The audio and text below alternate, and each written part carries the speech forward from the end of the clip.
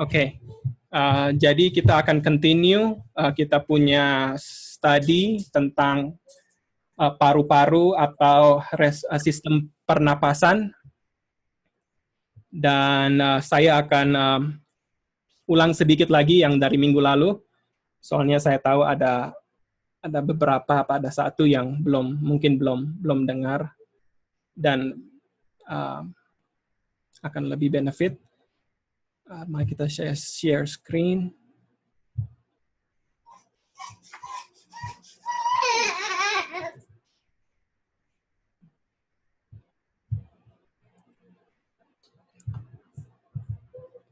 Maaf ya. Oke.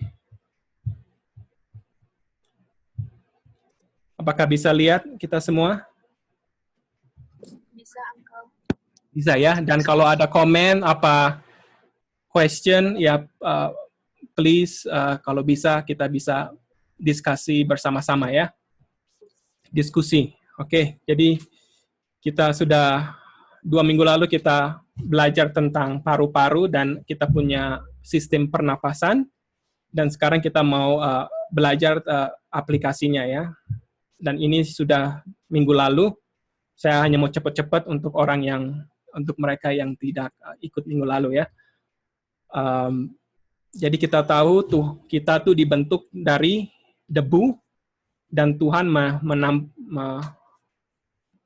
menembuskan nafas ke hidung ya, dan manusia menjadi jiwa yang hidup. Kita tahu semua bernafas ya, bunga-bunga, pohon-pohon,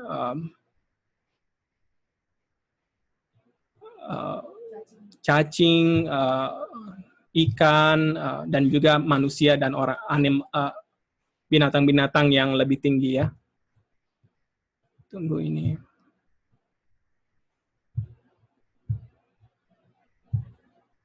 Kok ini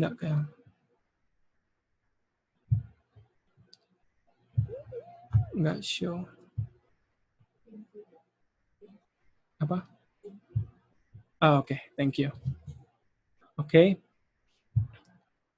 Dan kita tahu yang ini saya akan ulang-ulang terus bahwa hukum Tuhan itu ditulis dengan jari Tuhan sendiri di setiap saraf, di setiap otot, setiap serat dari tubuh kita ya, dan setiap kemampuan kita. Jadi kalau kita belajar tentang tubuh kita akan lihat hukum-hukum Tuhan ditulis di tubuh kita ini ya. Dan kita tahu purpose dari sistem pernafasan itu untuk memberi oksigen ke sel-sel kita semua dan mengeluarkan karbon dioksida. Ya, dan kita melakukan ini dengan bernafas. Dan paru-paru itu adalah organ yang utama ya untuk sistem pernapasan ini. Dan kita sudah lihat di paru-paru itu terbagi, ada paru-paru kiri dan paru-paru kanan, dan itu terbagi 2 ya, kiri dan kanan. Dan yang sebelah kanan ada 3 lobes, yaitu superior lobe, middle lobe, dan inferior lobe. Dan di sebelah kiri ada 2 lobe. Dan ini bisa dilambangkan dengan apa ya? Yang kita sudah belajar ini minggu lalu. Soalnya semua tubuh kita ada prinsip-prinsip Alkitab kan? Jadi kita lihat yang kiri, paru-paru kiri dilambangkan oleh the 1843 chart yang ada first angel's message dan second angel's message.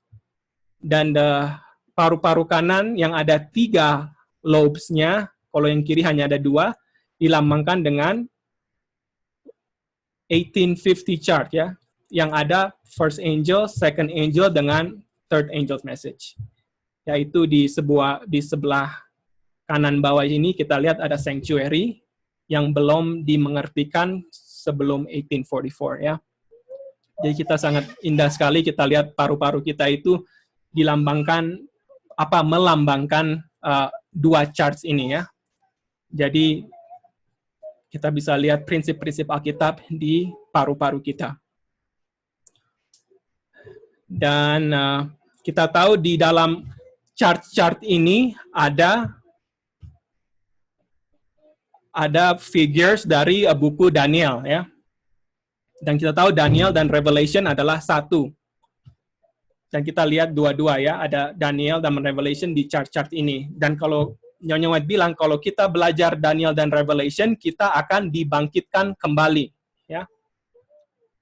Great Revival. Dan kalau revival itu artinya kata rootnya ada revive, yaitu untuk mengembalikan kehidupan, ya. Jadi kalau kita yang sudah jatuh, yang sudah mati dalam dosa, mau dikembalikan ke kehidupan, kita harus di-revive, ya. Dan kita tahu Tuhan Yesus itu sama kemarin, hari ini, dan selama-lamanya. Dan bagaimana Tuhan Yesus memberikan kehidupan kepada Bapa kita pertama, yaitu Adam, dia akan pakai sistem yang sama untuk kasih kehidupan untuk kita lagi, ya, revive kita. Dan kita lihat, kita sudah baca ini tadi, Tuhan Yesus memakaikan sistem respiratory, sistem pernapasan untuk memberi kehidupan kepada Adam, ya. Waktu dia form Adam dari dust, dia hirup dia hembuskan nafas ke hidungnya, ya. Dan Adam menjadi manusia yang jiwa yang hidup. Jadi Tuhan menggunakan sistem pernafasan untuk memberi hidup kepada Adam. Dan itu dilambangkan dan sama dengan kita, soalnya Tuhan Yesus sama. Untuk kita mau hidup kembali, untuk revival, spiritual revival, kita harus belajar Daniel dan Revelation yang di charts itu, dan itu melambangkan kita punya paru-paru, ya, yaitu sistem pernapasan kita. Jadi Tuhan menggunakan sistem pernapasan untuk memberi hidup kepada Adam pertama-tama, dan Tuhan menggunakan sistem pernapasan spiritual paru-paru, yaitu yang dilambangkan dari 1843 chart dan 1850 chart, untuk memberikan revival, kehidupan kembali untuk kita yang sudah jatuh, yang sudah mati spiritually, ya. Jadi kita bisa lihat bukan hanya ada 3 dengan 2, itu aja bisa dikoneksi dengan bagaimana Tuhan memberikan hidup atau hidup kembali, ya. Apakah ada pertanyaan atau saya cepat, ya, soalnya ini udah dari minggu lalu, kita belajar, dan kita hanya mau review aja. Jadi sangat wonderful, ya. Tuhan itu memang sama. Bagaimana dia mengasihi hidup dengan dia revive, simbol-simbolnya sama, ya. Kita lihat. Oke, tapi kita tahu apakah kita hanya ada revival? Memang betul gereja revival of true godliness, ya, yang kita perlu. Tapi kita juga perlu reformasi, ya. Revival and reformation. Revival itu adalah kebangunan spiritual life, rohani, kebangkitan rohani yang baru dari kita punya pikiran, kita punya hati, dari kematian. Tapi reformasi melambangkan pergantian, reorganisasi, kita punya idea dan kita punya habit dan practices, ya. Sama seperti gospel and medical missionary, ada 2, ya. Kita harus sama-sama itu. Tuhan Yesus bilang, ya, kita sudah belajar itu minggu-minggu lalu. Ya. Jadi bukan hanya revival, tapi kita harus ada reformasi, harus ada buah-buahnya, ya. Oke. Dan kita sudah belajar bahwa nafas itu melambangkan revival dan reformasi ya. Kita tahu ayat Yohanes 20 ayat 22, waktu Tuhan Yesus bernafas kepada mereka dan bilang, terimalah Roh Kudus ya. Dan kita tahu Roh Kudus itu dilambangkan dari firman Tuhan ya di Yohanes 6:63. Firman Tuhan itu adalah perkata-kataan Tuhan yang dilambangkan oleh Roh Kudus dengan kehidupan. Jadi kalau kita mendapat firman Tuhan, kita akan di-revive ya. Kalau kita study the Word of God, study Daniel dan Revelation, kita akan di-revive. Dan kalau firman Tuhan itu masuk di dalam kita, itu akan membersihkan kita punya kehidupan ya. Sama seperti kalau kita bernafas, oksigen masuk mengasihi kehidupan dan karbon dioksida keluar, yaitu karbon dioksida adalah racun-racun ya, byproduct, kotoran-kotoran dari kita punya sel keluar ya. Jadi oksigen sama karbon dioksida, satu masuk, satu keluar. Kalau firman Tuhan masuk, dosa-dosa kita harus keluar ya. Di 1 Yohanes 3 ayat 9, kalau seed yang dilambangkan juga di Lukas 8 ayat 11 adalah firman Tuhan masuk, kita tidak berdosa. Ya. Dan itulah waktu kita tidak berdosa, itulah reformasinya ya. Jadi firman Tuhan harus masuk, baru hidup kita harus berganti. Oke. Dan juga kalau ini aplikasinya, tadi aplikasinya oksigen masuk, karbon dioksida keluar. Jadi kehidupan firman Tuhan masuk, dosa-dosa kita harus keluar. Tapi ada aplikasi yang lain yang saya sudah discuss last week, yaitu kalau kita breathing itu ada there's two breathing, ada yang masuk inspiration dan ada yang keluar ya. Kalau kita bernafas, kita harus masuk dan keluar. Nah, kalau kita saya hanya mau aplikasi masuk dengan keluarnya ya, bukan oksigen sama karbon dioksida-nya. Kalau kita lihat Sea of Galilee sama Dead Sea, kita bisa lihat comparison-nya ini ya. Kalau Sea of Galilee ada yang masuk, ada sungai masuk, dan juga ada sungai keluar ya. Dan ini Jordan River ya, Yerusalem sekitar di sini. Tapi kalau Dead Sea ada sungai masuk, tetapi tidak ada yang keluar ya. Jadi sama kayak breathing ya. Kalau kita breathing harus ada yang masuk dan harus ada yang keluar. Ya aplikasinya kalau kita harus share, kita harus bagi-bagi firman Tuhan ya. Jangan kita seperti lautan mati yang hanya mendapat firman Tuhan tapi tidak membagikan firman Tuhan ya. Kita harus sama seperti Sea of Galilee yang penuh dengan ikan-ikan, penuh dengan kehidupan, soalnya ada yang masuk, ada yang keluar ya. Jadi saya punya personal experience, kalau saya share memang lebih berkembang ya dalam kehidupan spiritual, dalam kehidupan rohani. Soalnya kalau hanya ambil, hanya dapat terus, akan menjadi spiritually obese ya, akan menjadi gendut kerohanian ya. Jadi kalau kita share the word of God, kita memang seperti deep breathing ya. Bagaimana kita di Nyonya bilang kalau kita bernafas harus dalam. Nah, aplikasinya kalau kita tahu nafas itu Holy Spirit, dan Holy Spirit itu firman Tuhan ya. Jadi kalau kita mau menggali firman Tuhan, kita harus gali dalam. Dan di saya punya experience bagaimana saya gali dalam kalau saya harus share firman Tuhan ya. Kalau saya hanya ikut-ikut firman Tuhan, enggak. Saya experience-nya tidak gali dalam. Tapi kalau saya harus share, saya akan gali dalam firman Tuhan ya. Harus prepare. Dan itu experience yang sangat sangat indah ya.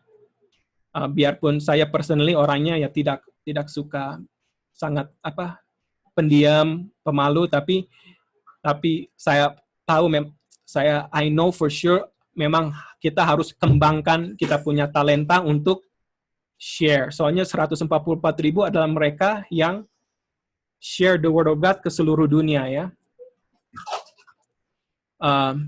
Dan kalau kita bicara, kalau kita nyanyi, kalau kita taruh tangan kita, apakah kita bernafas keluar kalau kita bicara? Iya kan? Coba kita ambil tangan kita, kalau kita bicara, kita taruh di depan mulut kita. Kita akan rasa udara yang keluar ya. Jadi kalau kita bicara, yaitu kalau kita share the word of God, kita adalah breathing out ya. Jadi ada koneksinya di situ ya. Soalnya kalau kita bicara harus breathe in, terus bicara, keluar breathe in ya. Jadi kalau kita bicara, especially kalau kita share word of God, kita itu breathing ya. Masuk firman Tuhan dan keluar juga firman Tuhan ya. Ya.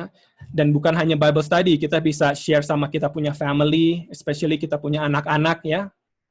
Soalnya Pak bilang orang tua itu adalah teacher pertama ya dari anak-anak.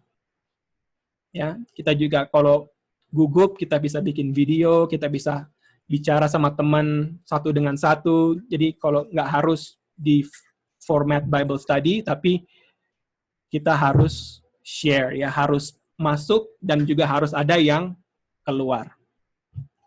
Oke.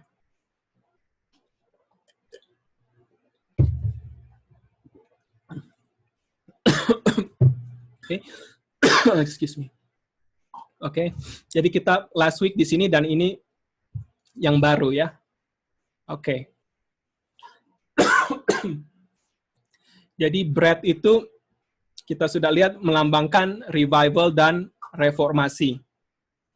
Nah, sekarang kita akan lihat satu witness yang lain ya. Yang sangat applicable untuk kita ya, apalagi ya kita di dalam akhir zaman ini yang sudah dekat midnight ya. Kita sudah baca tadi, kita tahu di Yohanes 2:20 nafas itu melambangkan Roh Suci kan. Dan Roh Suci itu juga di 1 Samuel 16 ayat 13 melambangkan minyak ya, oil ya. Jadi oil melambangkan Roh Suci. Jadi breathe, kalau nafas itu melambangkan Roh Suci dan juga melambangkan minyak, ya. Jadi bread itu melambangkan minyak, ya.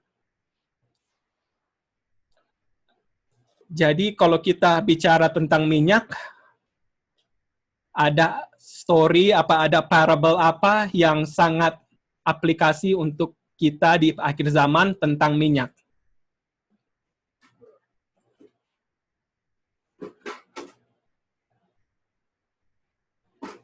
Apa ada?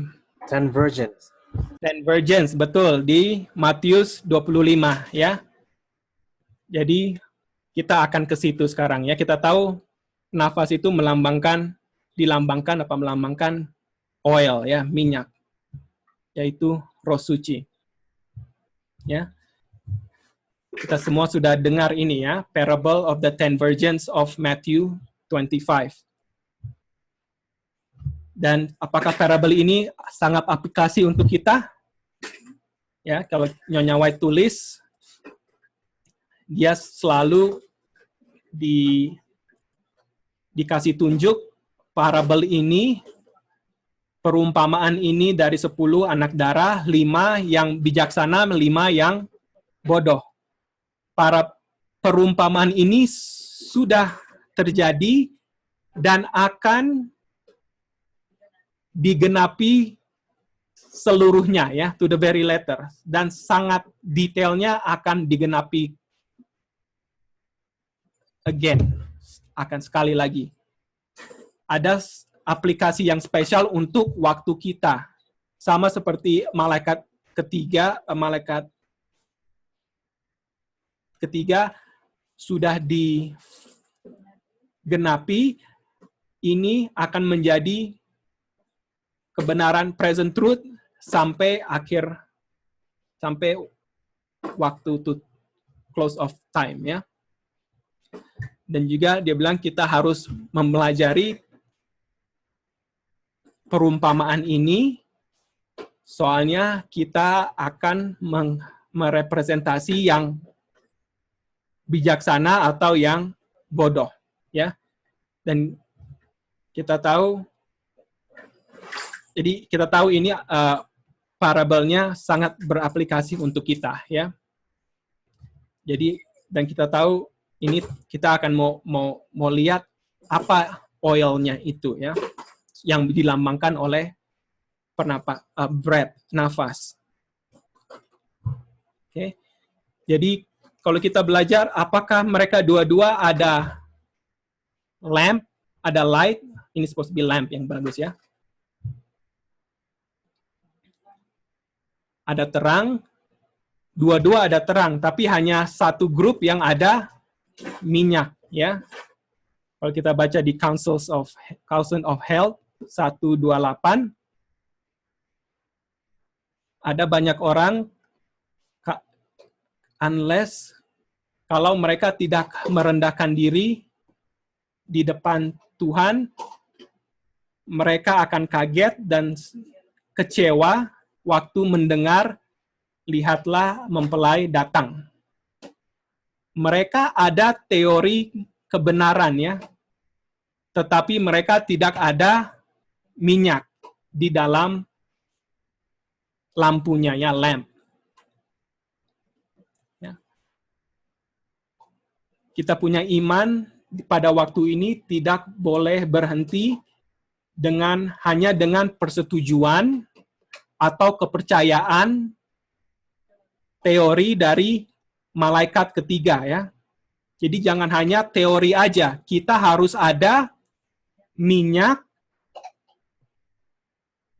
grace of Christ, yaitu rahmat Kristus, ya, the oil of grace yang mengasih makan kepada lampunya supaya terangnya menjadi keluar, ya, dan menerangi kegelapan. Jadi kita tahu ada 5 bijaksana, 5 bodoh. Dua-dua ada lampu, ya, dua-dua ada terang. Kalau Mazmur 119, 105, dua-dua ada firman Tuhan. Tetapi hanya yang bijaksana ada minyak. Dan minyak itu ada dihubungkan dengan grace atau rahmat. Kasih karunia, ya. Oke, sorry, saya hanya pakai Google Translate. Terus saya pakai Google Translate grace, hanya keluarnya rahmat. Jadi yang hanya bijaksana yang ada minyak kasih karunia, grace Tuhan Yesus, ya. Dan kalau kita lihat Tuhan kasih karunia Tuhan Yesus itu untuk apa?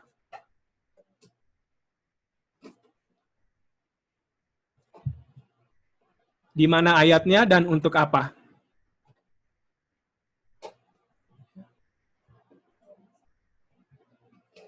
Apakah ada yang tahu ayatnya di mana? Kita menggunakan kasih karunia untuk bikin apa? Roma 1 ayat 5. Obey. Oke, thank you. Betul, jadi Roma 1 ayat 5. Kita sudah menerimakan kasih karunia dengan apostleship, ya, perasulan untuk obedience, ya. Jadi kita mendapat kasih karunia untuk obedience. Jadi 5 bodoh ada firman Tuhan tapi mereka tidak ada obedience. Ya, kita semua udah tahu ini, ya. Tapi kita akan lihat, saya mau cari apa ya aplikasinya oil of grace ya. Soalnya kita sangat perlu ini. Kalau kita lihat diri kita sendiri pada akhir zaman ini, kita tahu kita melambangkan, kita akan mengulangi perumpamaan 10 anak darah, dan kalau kita tidak ada oil, kita akan pada waktu midnight pintu kita akan tertutup dan kita tidak akan selamat. Ya, jadi saya lihat di tulisannya Nyonya White, apa itu oil of grace? Ya memang ada banyak. Kalau kita taruh oil of grace, ada sekitar 200 lebih ya tentang Nyonya White punya kutipan paragraf-paragraf yang ada oil of grace. Tapi saya mau cari apa ya ada aplikasinya untuk kita yang kita bisa tahu dengan langsung dan kita bisa praktekkan ya. Dan kita juga bisa lihat kalau kita tidak ada ini, kita berarti tidak ada oil of grace, dan kita akan kita menuju ke kelima yang bodoh ya.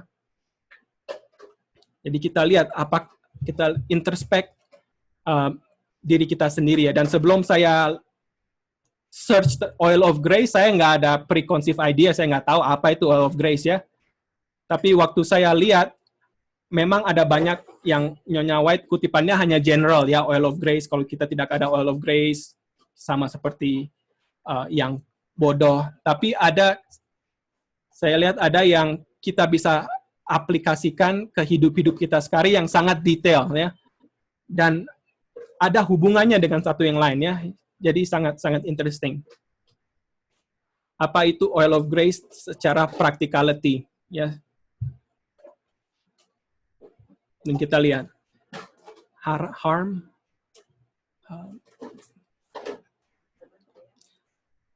bagaimana berbahaya di dalam keluarga kalau ada kata-kata yang tidak sabar. Ya. Nah, inilah yang aplikasinya ya. Soalnya kata-kata yang tidak sabar itu akan membawa orang lain untuk membalas ya di dalam roh yang sama ya. Roh dan cara yang sama.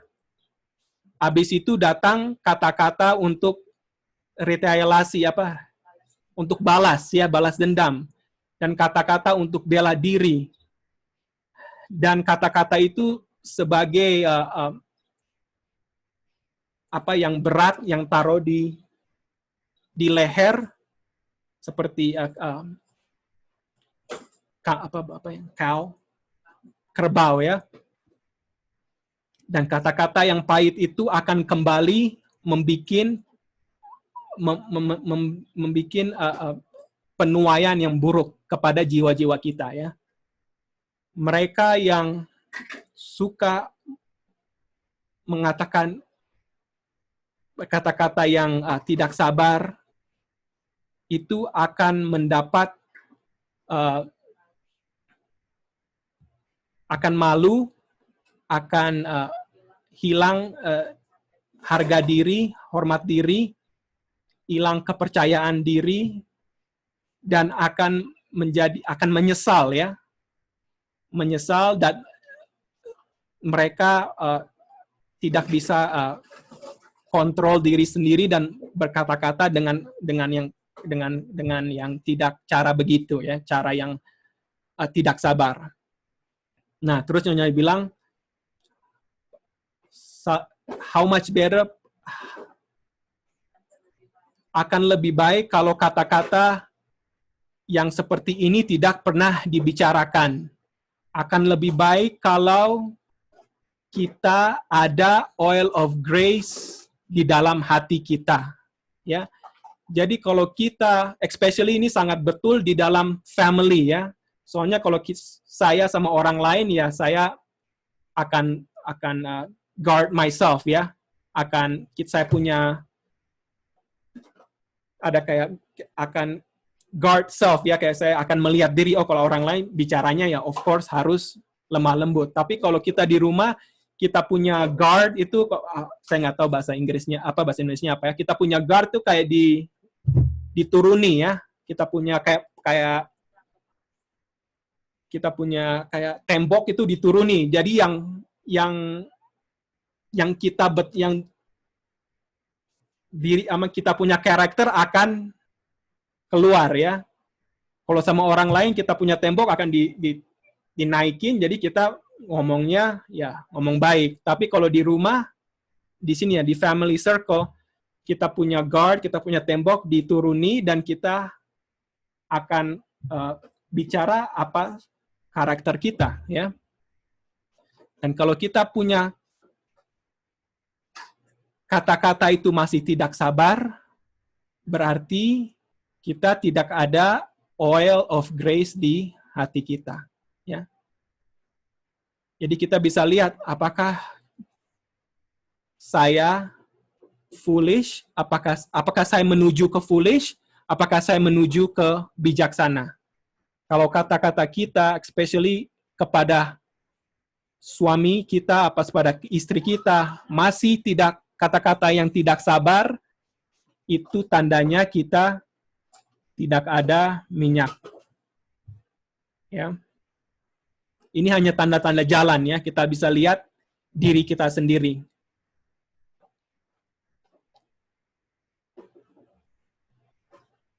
Jadi ya, ini sangat aplikasi ya. Jadi bagaimana kata-kata kita keluar, itu kita bisa lihat apakah kita ada minyak kasih karunia Tuhan Yesus. Kalau kita tidak ada, kita harus cari itu minyak. Soalnya midnight sudah dekat, kita sudah belajar ya. Dan bukan hanya satu saya ketemu ya, mari kita lihat terus. Okay. Satu mesin kayak mesin kayak mesin mobil sempurna, mungkin bisa sempurna di dalam semua bagian-bagiannya. Tetapi akan ada gesekan ya, friction kan, kalau mesin ada friction. Tapi kalau kita taruh minyak, mesin itu akan bekerja dengan bagus ya, kayak mesin mobil. Kalau mobil nggak ada minyak, berapa 1-2 hari akan rusak ya. Saya kurang tahu ya, mungkin 1-2 hari, mungkin 1-2 minggu, saya kurang tahu. Tapi kalau ada minyak bisa bertahun-tahun ya. Sama itu dengan kita. Sangat necessary, sangat penting untuk kita untuk ada minyak kasih karunia di dalam hati kita. Supaya tidak ada friction gesekan yang akan timbul di antara kita dan di antara mereka yang kita bekerja untuk ya. Jadi kalau kita masih ada timbul friction, masih ada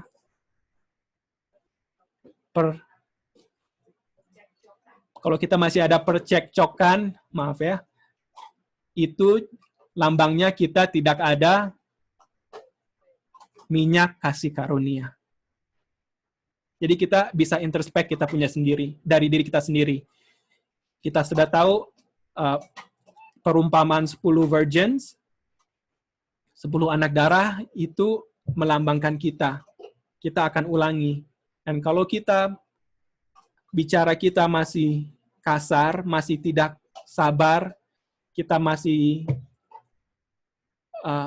friction ya, masih gesekan-gesekan sama orang lain, berarti kita bisa lihat kita belum ada oil. Ya. Jadi bukan hanya kita bisa argumentasi kebenaran, tetapi kita ada minyak kasih karunia supaya kita bisa memberikan perkabaran ini dengan kekuatannya. Prasangka, prejudice, prasangka itu akan dihancurkan ya, dan pekerjaan akan tercapai. Ya. Jadi kita lihat ya, soalnya kalau tidak sama Tuhan Kristus, kita tidak bisa bikin apa-apa. Ya. Jadi inilah kita bisa lihat apa itu oil of grace ya. Mari kita continue.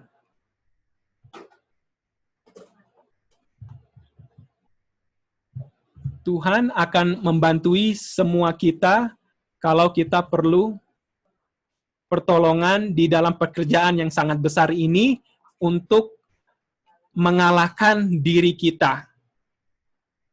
Biarlah hukum kebaikan ada di kita punya bibir dan minyak kasih karunia di kita punya hati ya. Jadi kalau kita ada minyak kasih karunia di kita punya hati, bibir kita akan berbicara yang baik ya. Tapi kalau bibir kita tidak bicara yang baik, berarti kita tidak ada minyak kasih karunia. Dan aplikasinya yang paling bagus di dalam keluarga, ya suami istri. Juga orang tua dengan anak-anak. Bagaimana kita bicara dengan anak-anak? Nyonya bilang jangan pernah kita naikkan suara kita kalau kita mau bicara mengasih nasihat kepada anak-anak kita ya. Soalnya itu akan impresi yang salah untuk mereka ya. Ya, jadi kalau bibir kita mengeluarkan hukum kebaikan, berarti kita ada minyak. Ini akan memproduksi hasil yang sangat bagus. Kita akan lemah lembut, akan simpatik, akan sopan ya. Kita perlu semua ini kasih karunia ya. Jadi Roh Kudus harus diterima dan harus dikeluarkan di kita punya karakter. Seperti api yang suci akan membawa bau-bau yang harum yang akan naik ke Tuhan. Bukan dari bibir yang condemn, mengutuk ya, tetapi sebagai penyembuh jiwa manusia. Ya. Kita punya countenance, ya, countenance kita punya muka akan mengekspresi Tuhan Yesus, ya. Jadi kita bisa lihat ya, sangat interesting. I'm sure oil of grace ada banyak meaningnya, tapi salah satu meaningnya oil of grace, bagaimana kita berbicara ya. Dan juga kalau ya bagaimana kalau kita get along ya, kalau kita ada friction, ada gesekan dengan orang-orang lain. Dan kebanyakan gesekan, kebanyakan friction dengan orang lain dilakukan karena apa yang keluar dari bibir kita kan, dari mulut kita. Ya. Oke. Jadi ini sangat aplikasi ya untuk kita pada akhir zaman ya. Kita bisa lihat diri kita sendiri ya. Lihat ya. Kalau kita mau koreksi orang lain, kita harus hati-hati dengan kata-kata kita. Mereka akan menjadi kehidupan atau kematian atau kematian ya. Kalau kita mau koreksi mau counsel, banyak yang memakai kata-kata yang sangat tajam, yang sangat severe ya, kasar, kata-kata yang tidak bisa menyembuhkan jiwa yang sakit ya, yang luka jiwa. Kata-kata yang sangat ill advice ini yang tidak bagus kita punya jiwa akan orang lain punya jiwa akan rusak, ya, tidak dirusakin, dan sering orang yang salah akan memberontak, ya, sama dengan anak, ya. Kalau kita kata-katanya kasar, mereka akan memberontak kalau mereka udah lebih tua. Mereka semua yang mau advocate, memberikan prinsipal kebenaran harus mendapat harus mendapat minyak kasih dari surga, ya. Di dalam semua circumstances, kalau kita mau menegur harus bicara dengan kasih, ya. Dan kata-kata kita itu akan reform, ya, bukan menjelekkan. Kristus dan Roh Kudus akan memberi kita kekuatan ini. Soalnya itu pekerjaan Dia, ya. Jadi kita bisa lihat kata-kata kita itu sangat bahaya, ya, kalau kita kata-katanya sangat kasar, ya. Itu melambangkan kita tidak ada minyak. Ya, udah banyak witness, ya, banyak witness. Ya. Ini dari Review and Herald. Ada yang bangga diri mereka sendiri, kalau bicara terus terang, tanpa basa-basi, kasar. Mereka bilang ini adalah keterus-terangan, ya. Tetapi Nyonya bilang, tetapi ini bukan itu, bukan keterus-terangan, ini adalah self. Kalau bahasa Indonesia selfishness, egois, ya. Di dalam ekstrim itu, ya, yang paling ekstrim. Mereka criticize, mereka melukai, mereka bilang kata-kata yang tidak agree, orang tidak agree, ya. Apakah mereka waktu mereka bilang ini, mereka membuat karakter untuk Kristus? Apakah mereka akan masuk, fit, akan cocok di dalam surga? Mereka harus lihat diri mereka sendiri untuk lihat manner, cara apa mereka punya, yang mereka, roh apa yang mereka ada, ya. Marilah kita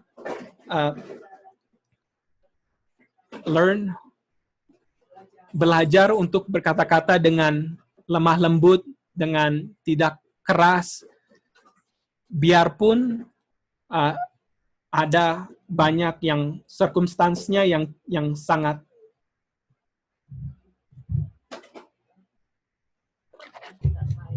yang tidak baik, ya. Marilah kita kontrol, kita punya, bukan hanya kita punya kata-kata, tapi kita punya pikiran dan kita punya imajinasi, ya. Marilah kita lemah lembut dan sangat menghormati di dalam kata-kata kita dan kita punya tingkah laku, ya. Jadi banyak orang yang tidak melakukan ini, mereka ya tidak melakukan ini, ya. We are not what we might be, nor what God want. Jadi inilah bukan ini yang Tuhan mau kita bikin, ya. Ya. Ya, kita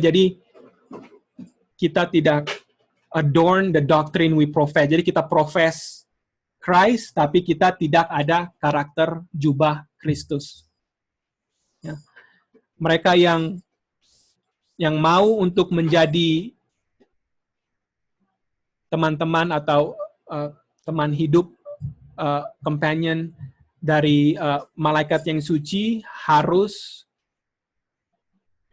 mempunyai tata krama yang kebiasaan yang bagus, ya.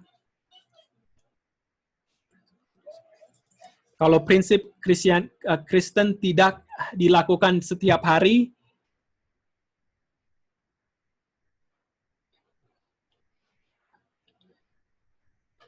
akan ada, kalau prinsip Kristen dilakukan setiap hari, akan ada pikiran yang sangat lemah lembut yang untuk orang lain ya. Soalnya ini adalah karakter Kristus. Ya. Oke. Nah, sekarang Tuhan Yesus kita punya example ya. This is the last section. Tuhan Yesus itu sangat selalu calm, tenang ya, tenang dan dignified. Dignified ya saya kurang tahu ya. Apa dignified? Dan mereka yang bekerja untuk dia, untuk Tuhan Yesus, akan menggunakan di dalam mereka punya pekerjaan minyak kasih karunia. Terus kata-kata mereka dan perlakuan mereka akan suit ya, membuat sangat suit, akan relax ya. Mereka akan sadar bahwa amarah manusia itu tidak perlu untuk meneruskan pekerjaan Tuhan ya. Jadi kita lihat sini oil of grace sangat ada hubungan dengan apa yang keluar dari kita punya mulut ya. Jadi kita bisa lihat diri kita sendiri ya. Dan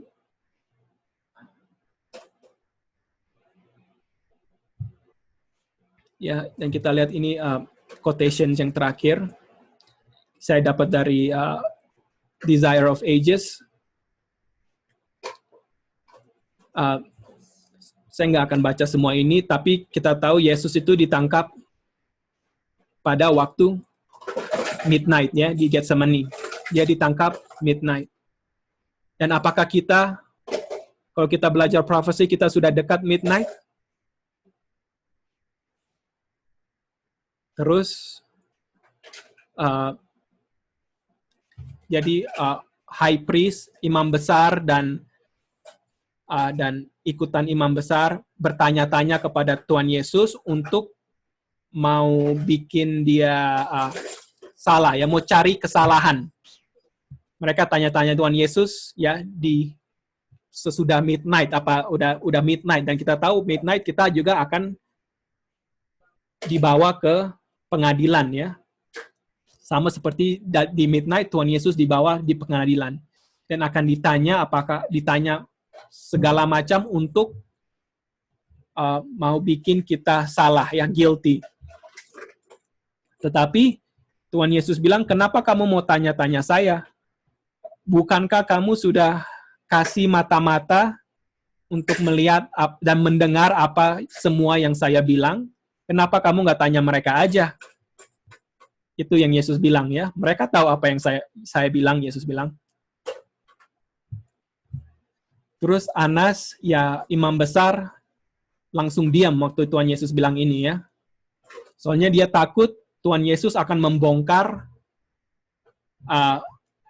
apa yang dia sudah bikin yang dia tidak mau dibongkar ya. Dan habis itu dia tidak bisa bilang apa-apa. Dan salah satu pengikut dia, officer dia, sangat marah waktu Anas, imam besar, tidak bisa menjawab Tuhan Yesus. Terus dia pukul Tuhan Yesus di muka, dan dia bilang, begitukah kamu cara untuk menjawab imam besar? Terus apa yang Tuhan Yesus bilang ya? Inilah apa yang harus kita bilang kalau kita di situasi yang sama, kalau kita ada oil of grace, sama seperti 5 anak darah yang bijaksana ya. Dan Tuhan Yesus menjawab, kalau saya bicara, Tuhan Yesus menjawab dengan lembut ya, tenang. Kalau saya bicara jahat, tunjuklah itu jahat. Tetapi kalau saya bicara baik, kenapa kamu memukul saya? Tuhan Yesus tidak ada kata-kata yang panas, ya, burning, panas untuk membalas. Dia sangat tenang, dan jawaban dia datang dari hati yang tidak berdosa, hati yang sabar, hati yang lemah lembut, yang tidak akan memprovokasi atau memancing kemarahan orang, ya. Jadi kita lihat, kita punya example Yesus Kristus, ya. Kita lihat bagaimana kita harus bicara, ya. Kalau kita ada kita ada minyak kasih karunia yang dilambangkan oleh yang juga kita bisa koneksi dengan Roh Kudus dan nafas. Kita punya kata-kata akan sama seperti kata-kata Tuhan Yesus, ya. Jadi, dan ini Tuhan Yesus bikin di midnight, ya. Jadi kita bisa lihat, introspek kita punya diri sendiri. Apakah kita sama istri, sama suami kita, sama anak-anak kita, apakah kata-kata kita tidak sabar, ya? Biarpun bukan hanya kata-kata, kita punya tone, ya, tone of voice. Sometimes kalau kita udah kesel, biarpun kata-katanya oke, tapi agak nada perkataan kita, suara bagaimana nadanya. Soalnya itu hanya out of the abundance of the heart, the mouth speaketh. Dari hati, mulut berkata. Jadi apa yang dikatakan mulut itu hanya menunjukkan apa di dalam hati kita. Kalau kata-kata kita jelek, nada kita tidak bagus, kasar, itu adalah meng-reveal apa di dalam hati kita, yaitu saya percaya kalau kita tidak ada oil, itu ya yang kasar, yang nadanya keras, itu yang akan keluar, ya. Waktu saya baca semua ini, ya. Jadi sebelum midnight, marilah kita sekarang masih ada kesempatan untuk mendapat minyak, ya, minyak kasih karunia. Marilah kita praktekkan, especially di dalam kita punya family, ya. Soalnya itu adalah tempat yang kita punya self, ya, akan keluar. Dan kita juga lihat, ya, kita tahu in crisis, character is revealed. Jadi kalau kita ada crisis, baru itu yang kita punya karakter keluar, ya, kalau ada krisis. Jadi kita lihat, apakah saya, dari kata-kata saya, dari nada suara saya, ada minyak di dalam hati saya? Kita semua tahu answer itu, ya. Kita semua tahu, dan marilah kita dengan kuasa Tuhan, kita masih ada waktu sekarang untuk perbaiki itu, ya. Dan biarlah Roh Kudus bisa convict kita semua dalam kehidupan kita masing-masing, supaya kita bisa menjadi 5 anak darah yang bijaksana. Oke. Apakah ada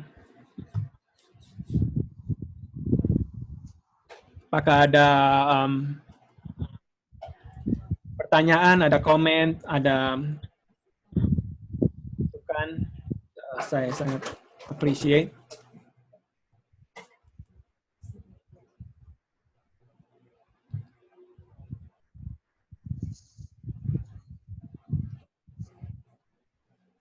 Oke, kalau nggak ada, marilah kita tutup dengan doa, ya. Kalau kita mau tutup pelajaran ini.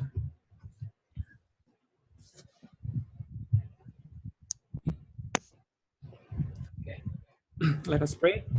Our Heavenly Father, we thank you, Lord, for your prophet, Ellen White, who is very clear, very precise in her writing to lead us in our journey right before midnight. We know, Lord, that the parable of the 10 virgins represent our our our times, the times that we're living in at the end of time, and help us, Lord, to have the oil of grace in our heart, that we may use our lips to honor and glory you, Lord. Um, Lord, we know that we are short of the glory of Christ, but we know we cannot do it on our own, Lord. Please send us your spirit to always remind us and to give us your power that we may overcome it. And we thank you, Lord, for revealing to us your will. Render the rest of the program that you may be lifted up, not ourselves. In Jesus' name we pray. Amen.